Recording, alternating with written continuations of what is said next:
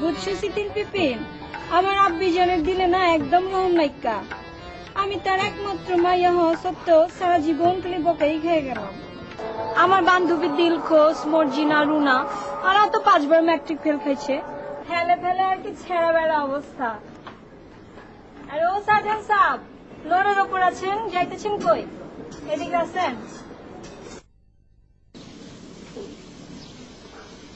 মমতাজে কেমন আছো?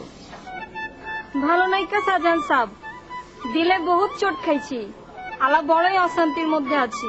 অশান্তিতে দুনিয়ায় কাঠা নাই। দেবদা, কি অশান্তি তোমার কও? তাই আপনি এখন আপনার মানুষ, আপনার কাছে তো কম যায়। গত 2 বছর ম্যাট্রিক ফেল খাইছি, সব বিষয়ে ঠিকঠাক আছে, মাগার ইতিহাস আইলেই পেজগিটা লাইগা জায়গা।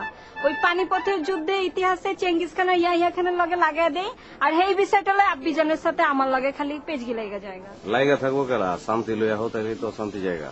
শান্তি আননের জন্য এমন কোনো কিছু বাদ নাই যে করি নাইকা, মাগার কিছুই হয় না, বারবার খালি ইমোশনে হিট খাই। হ্যাঁ বুঝছি, খুবই দুঃখের বিষয়, ইমোশনে হিটি লাগানোর কথা। দেবদা, মমতাজ তোমার লগে আমি পরে কথা কই, অনেক একটু পেরেশানির মধ্যে আছি জায়গা।